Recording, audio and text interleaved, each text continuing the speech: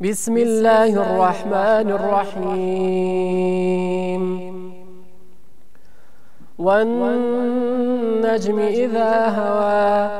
ما ضل صاحبكم وما غوى وما ينطق عن الهوى إن هو إلا وحي يوحى علمه شديد القوى ذو مرة فاستوى وهو بالأفق الأعلى ثم دنا فتدلى فكان قاب قوسين أو أدنى فأوحى إلى عبده ما أوحى ما كذب الفؤاد ما رأى أفتمارونه على ما يراه ولقد رآه نزلة أخرى عند سدرة المنتهى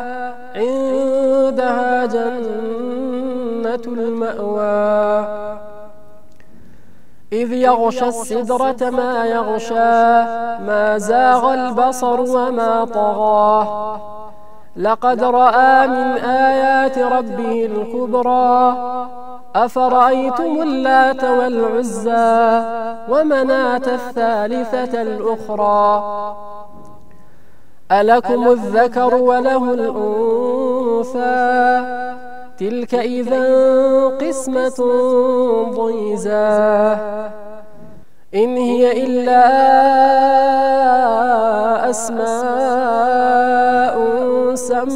سميتموها أنتم وآباؤكم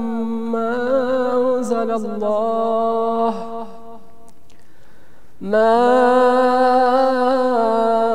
أنزل الله بها من سلطان إن يتبعون إلا الظن وما تهوى الأنفس ولقد جاءهم من ربهم الهدى أم للإنسان ما تمنى فلله الآخرة والأولى وكم من ملك في السماوات لا تغني شفاعتهم شيئا إلا من بعد أن يأذن الله لمن يشاء ويرضى إن الذين لا يؤمنون بالآخرة ليسمون الملائكة تسمية الأنثى وما لهم به من علم إن يتبعون إلا الظن وإن الظن لا يغني من الحق شيئا فأعرض عن من تولى عن ذكرنا ولم يرد إلا الحياة الدنيا ذلك مبلغهم من العلم إن ربك هو أعلم بمن ضل عن سبيله وهو أعلم بمن اهتدى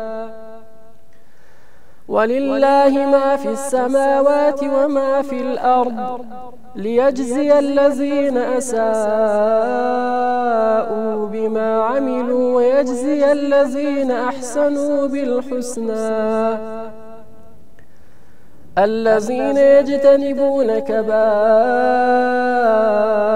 الإثم والفواحش إلا اللمم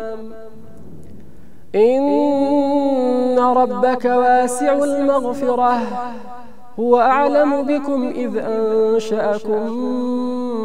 من الأرض وإذ أنتم أجنة في بطون أمهاتكم فلا تزكوا أنفسكم هو أعلم بمن اتقى أفرأيت الذي تولى وأعطى قليلا وأكدى أعنده علم الغيب فهو يرى أم لم ينبأ بما في صحف موسى وإبراهيم الذي وفى ألا تزر وازرة وزر أخرى وأن ليس للإنسان إلا ما سعى وأن سعيه سوف يرى ثم يجزاه الجزاء الأوفى وأن إلى ربك المنتهى وأنه هو أضحك وأبكى وأنه هو أمات وأحيا وأنه خلق الزوجين الذكر والأنثى من نطفة إذا تمنى وأن عليه النشأة الأخرى وأنه هو أغنى وأقنى وأنه هو رب الشعرى وأنه أهلك عادا الأولى وثمود فما أبقى وقوم نوح من قبل إنهم كانوا هم أظلم وأطغى والمؤتفكة أهوى فغشاها ما غشا فبأي آلاء ربك تتمارى هذا نذير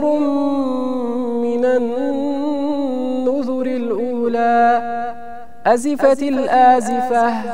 ليس لها من دون الله كاشفة أفمن هذا الحديث تعجبون وتضحكون ولا تبكون وأنتم سامدون فاسجدوا لله واعبدوا